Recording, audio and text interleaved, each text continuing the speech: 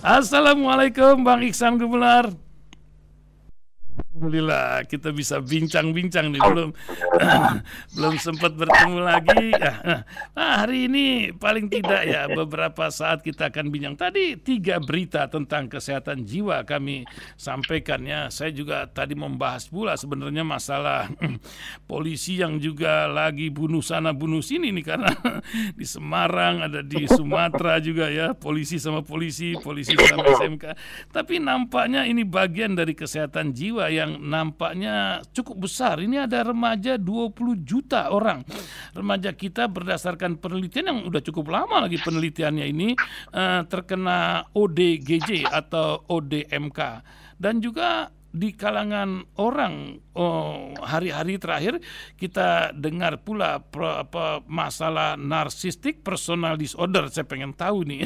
Dan yang terakhir adalah itu PTSD, itu masalah tentara-tentara Israel yang pada bunuh diri. Nah, orang seperti Anda ahli neuroscience dan juga sedang meneliti mengejar PhD-nya sekarang ini tentang realitas virtual dan sinkronisasi antara otak, mengeksplorasi batas-batas baru dalam kolaborasi jarak jauh. Apa yang Anda lihat dalam perkembangan otak manusia, setidaknya sebagai orang Indonesia ya berkontribusilah dengan kita dulu sebelum dinikmati oleh orang-orang mancanegara. Silakan Bang Iksan. Ya, terima kasih Pak Iksan. Aduh, sebelumnya saya ucapkan terima kasih. Pagi-pagi begini kita bisa ngobrol santai sambil menikmati kopi-kopi Indonesia. Mantap, lalu kita membahas kesehatan mental. Mudah-mudahan mental saya nggak kena ngobrol dengan Pak Iksan. Itu dia. Ketika kita berbicara tentang otak, jadi singkat cerita, ini ketika saya melakukan PhD saya, S3 saya, sebuah perjalanan panjang sesungguhnya, Pak Iksan. Lalu setelah saya selesai PhD S3 saya ini, ada banyak hal-hal yang menarik yang saya lihat, walaupun saya masih terus belajar, bahwa mempelajari otak sesungguhnya adalah untuk memahami kondisi manusia secara lebih baik.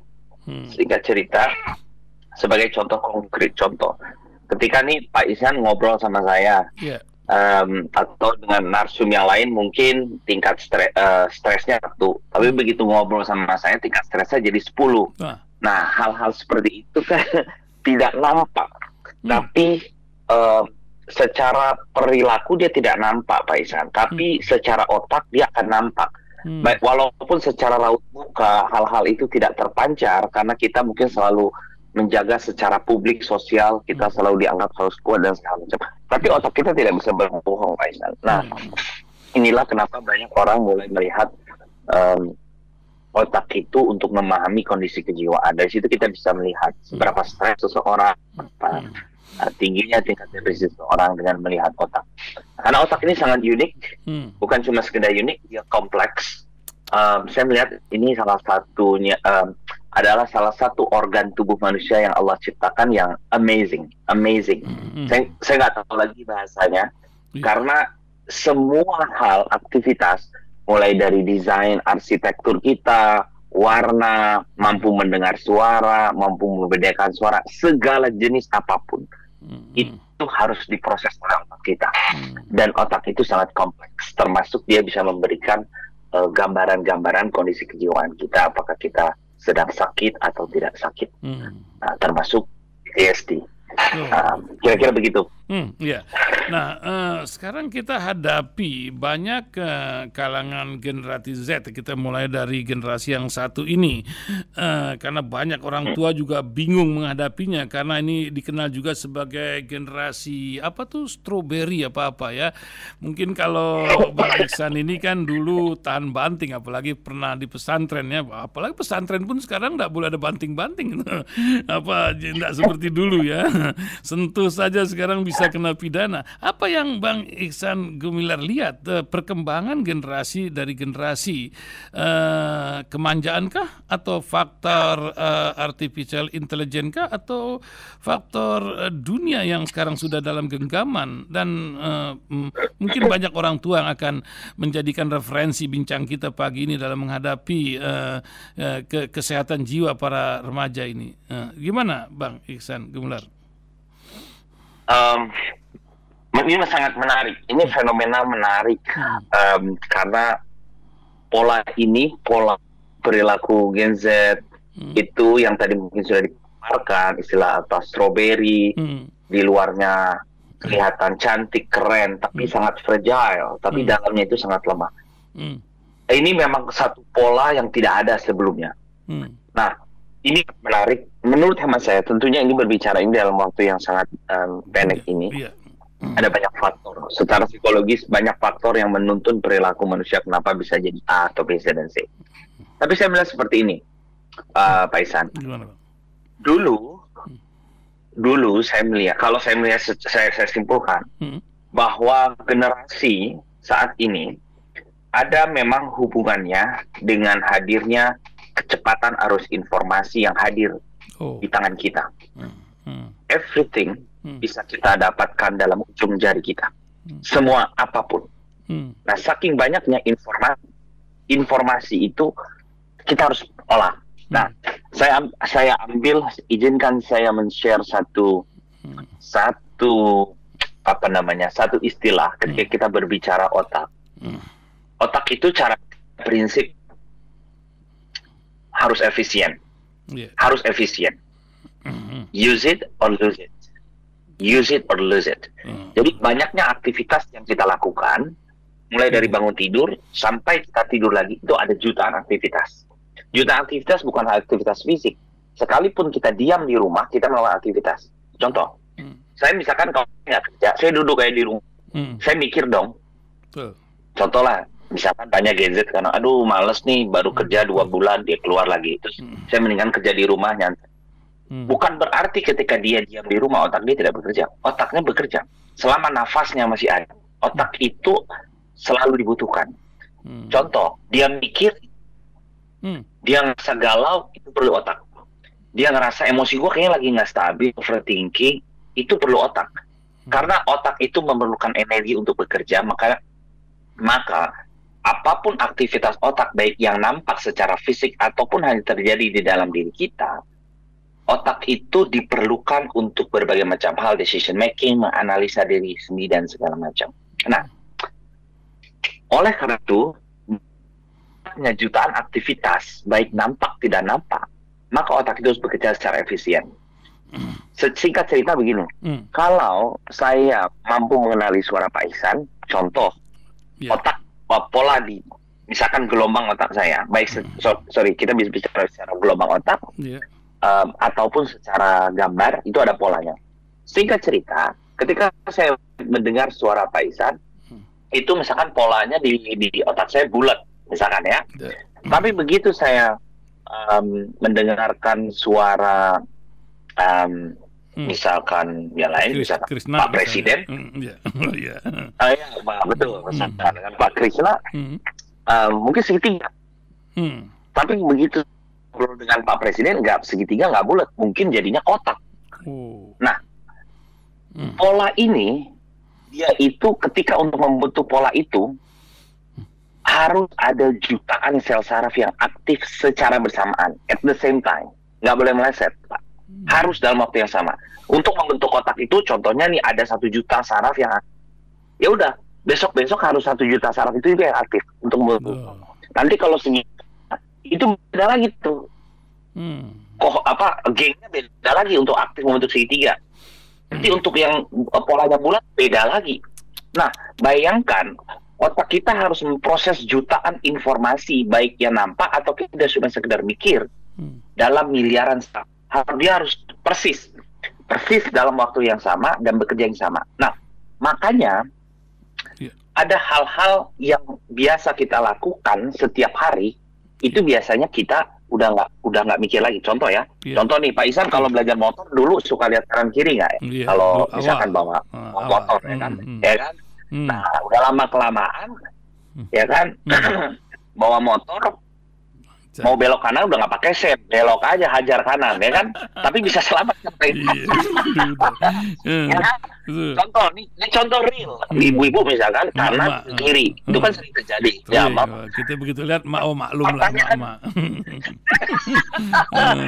Kita maklum, tapi ada yang menarik buat saya. Ini kenapa ya masih pada selamat? Kira-kira begitu kan? Oh iya, pada selamat. Gitu. Kenapa kita mampu melakukan itu, kita nggak pakai sen, tetap aja langsung belok, Pak Isan. Yeah. Kenapa? Karena otak kita sudah melakukan itu secara otomatis. Waktu awal-awal nyalain sen. Pendidikan. Ya, betul.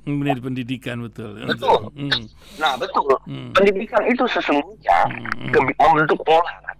Education is all about making habit.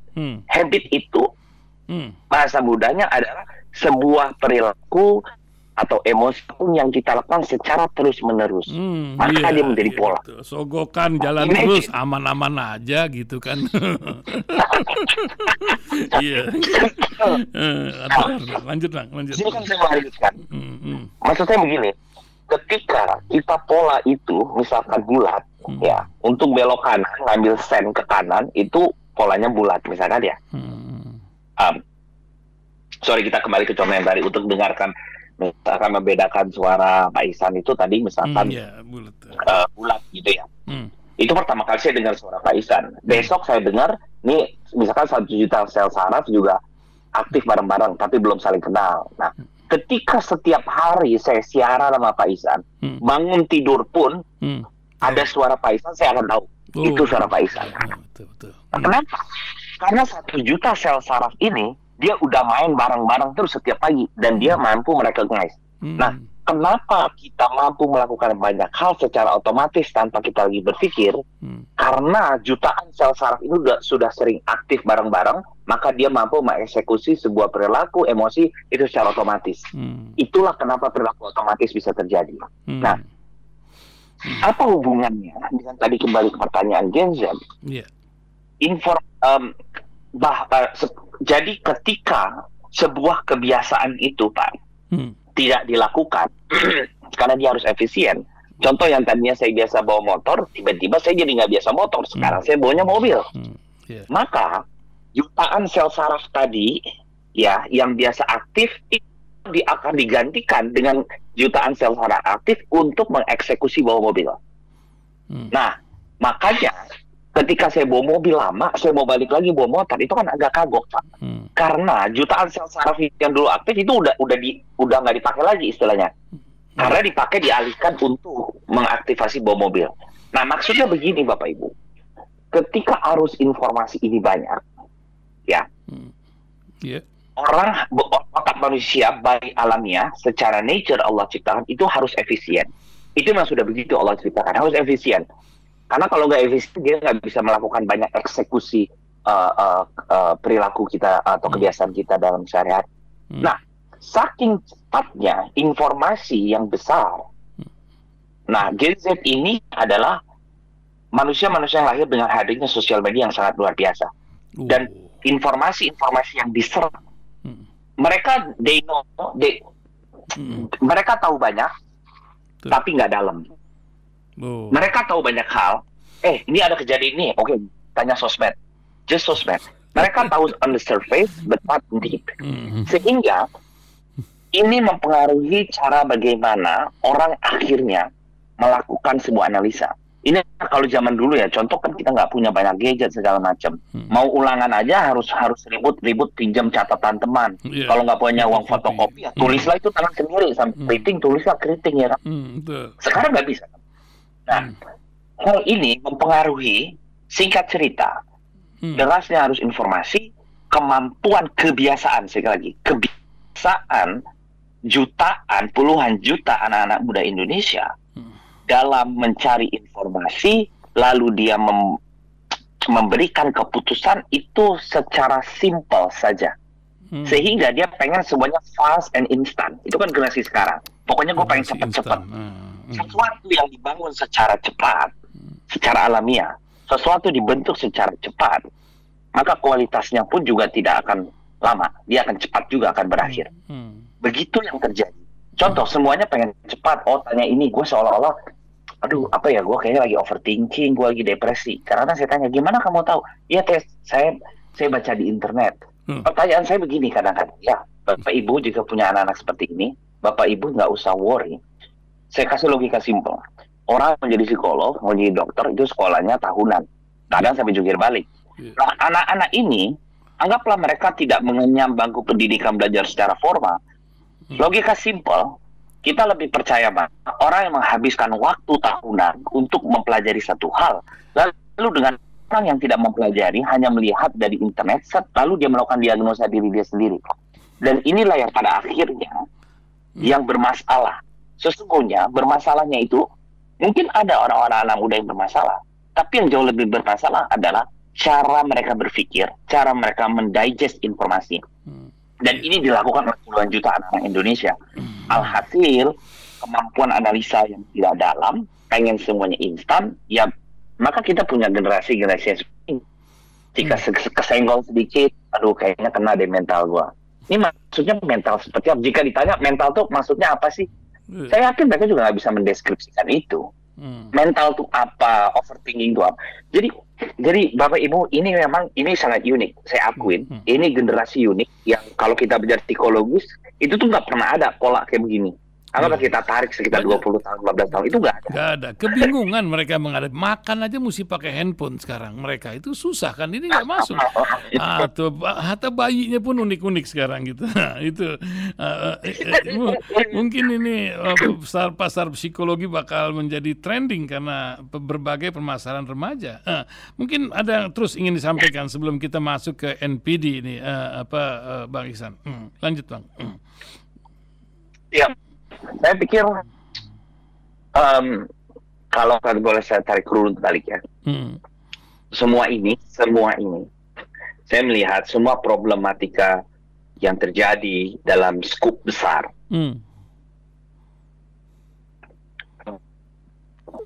Halo? Semua itu. Maaf putus sedikit Bang. Halo? Ya, ulangi sedikit Bang. Yang dalam skup besar apa Bang? Lanjut, ulangi Bang. Ya. Saya melihat ketika kita melihat, saya selalu melihat begini. Skala skup besar dalam konteks negara itu adalah kumpulan dari masyarakat bukan kumpulan dari orang-orang. Nah, kumpulan dari orang-orang ini pada akhirnya ketika kita kerucutkan dalam unit terkecil atau dalam ukuran atomik terkecil adalah psikologis manusia. Psikologis manusia itu berbicara kondisi kejiwaan individu, bukan secara masyarakat. Nah, pertanyaannya adalah hal apakah yang sangat signifikan dalam membentuk kondisi psikologis kejiwaan setiap individu?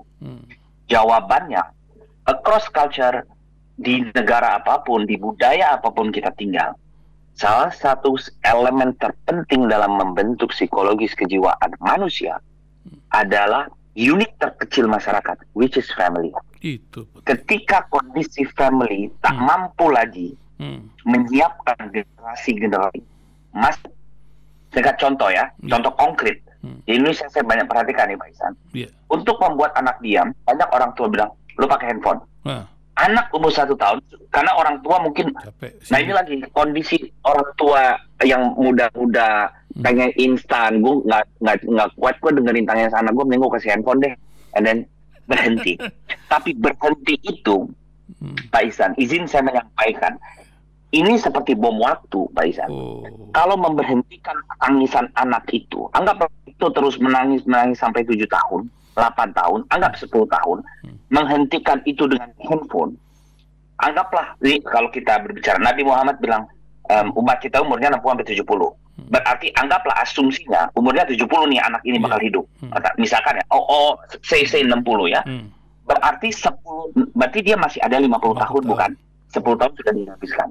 Nah, izinkan saya, jika ini yang kadang orang Indonesia itu nggak kuat long term vision. Banyak orang. Kita lebih suka mendapatkan immediate gratitude. Kita lebih pengennya cepat semua instan. Mendingan apakah kita mensacrifice kita mendapatkan kenikmatan anak dia menangis 10 tahun dengan kita kasih handphone, Tapi 50 tahun ke depan, kita akan menderita. Begitu dia besar, kita jadi tua, tidak punya lagi fisik yang kuat. Anak itu hancur. Sesungguhnya, orang pengen meninggal itu dalam keadaan peace, tenang. Tapi banyak orang-orang saat ini, ketika tua yang seharusnya dia sudah harus tenang, dia beribadah, tapi dia pikiran otak dia terkuras untuk memikirkan anak dia. Aduh, anak gue jadi begini, anak gue berantakan, sering ribut, perilaku. Kita sering lupa bahwa apa yang terjadi, yang kembali pada kita ketika kita sudah tua, itu sesungguhnya adalah hasil yang kita tanam dulu. Tapi orang jarang melihat ini. Nah, ini saya mengajak berpikir long term vision. Maksud saya, untuk generasi-generasi ini 100% dia bukan salah dia. Itu ada campur tangan kita di situ. Mungkin ketidaktahuan kita, minimnya ilmu pengetahuan yang kita punya, bagaimana seharusnya kita berelasi dengan sesama manusia, dengan anak-anak kita, keluarga kita. Kita semua campur tangan di situ. Jadi sesungguhnya saya tidak menyalahkan generasi strawberry ini 100%. Mereka memang kondisinya itu ada something wrong. Tapi dia tidak akan jadi seperti itu kalau dulunya dia tidak dibentuk seperti itu, directly, indirectly. Nah, ini yang saya coba sampaikan kira-kira. Iya, karena tidak pernah ada pendidikan di sini menjadi orang tua dari seorang anak. Itu yang repot kan. Tahu-tahu punya anak betul. aja. Itu nggak ada sekolahnya. Nggak ada sekolahnya. Sekolahnya harus sama Pak Ihsan gini. Iya, ini dengerin radio Silaturahim bagian dari sekolah itulah. Itu dia. Nah, tadi Bang, itu masalah anak. Terakhir Bang, masalah kita sering ngadepin orang ini, orang kok marah-marah terus. Ini orang kok merasa bener terus. Nah, orang menyebutnya ada penyakit NPD yang banyak ini dialami dan korbannya itu merasa nggak merasa. Dan apa yang ketika ciri-ciri apa dan bagaimana ini umumnya mungkin lebih banyak orang dewasa ya menghadapi gangguan atau abuse dari NPD ini, Bang Ihsan, Narcissistic Personality Disorder. Mungkin lebih brief lagi waktunya, Bang Ihsan. Silakan Bang. Ya, siap. Saya begini ya, kalau kita NPD ini sebenarnya sudah istilah lama, itu adalah bagian dari penyakit personality, kepribadian. Jadi NPD itu Narcissistic Personality Disorder. Singkat cerita, secara historical orang punya NPD itu kenapa disebut narsistik? Karena jadi sejarahnya adalah ada nama di Hindian itu. Jadi dia ketika melihat air, dia melihat wajah dia. Nah di situ dia terkesima dengan keelokan tubuhnya. Banyak orang pada akhirnya secara psikologis, saya tuh sangat narsis lah istilahnya ya kalau orang sekarang.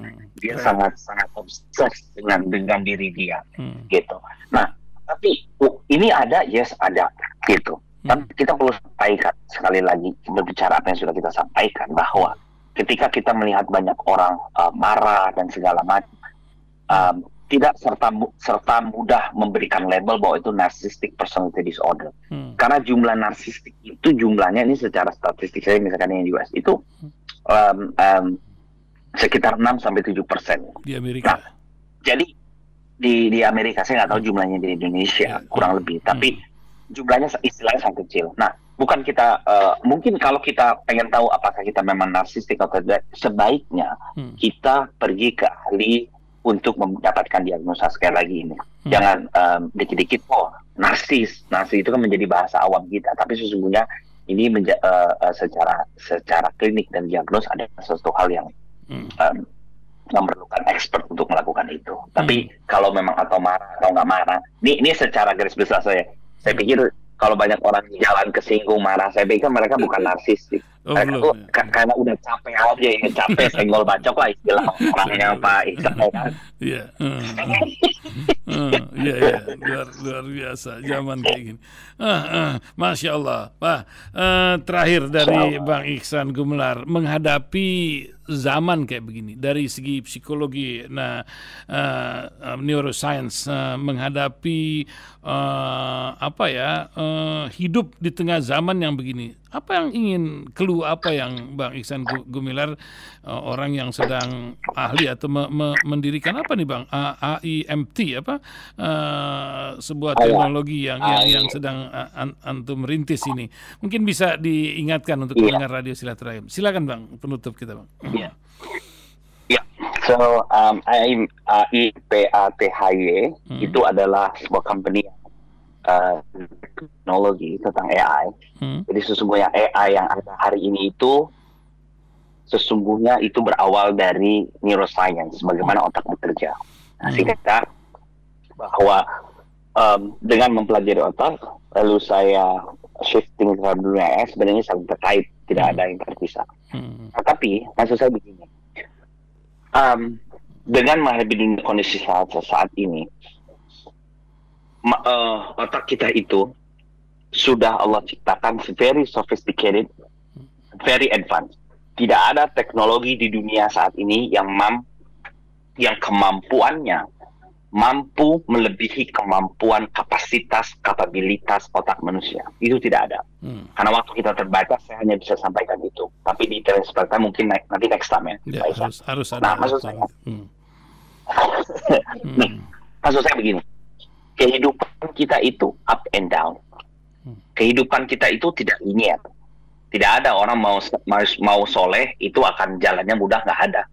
Orang mau baik nggak ada. Orang mau kaya akan linear, nggak ada. Nah, maksud saya begini.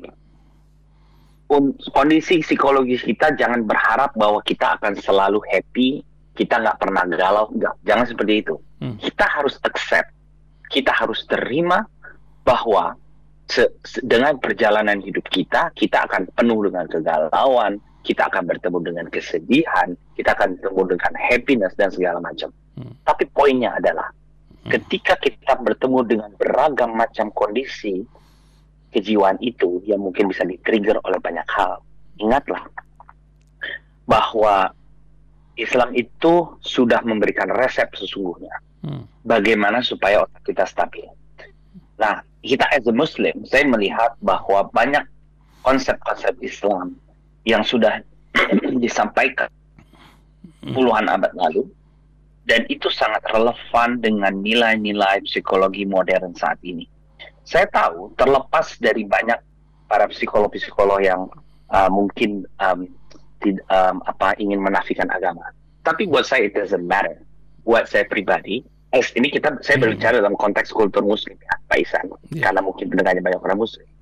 Izinkan saya sampaikan bahwa apa yang Anda pegang hari ini, maksud saya, ajaran agama apa yang Anda pegang hari ini, it's always in line with scientific psychology.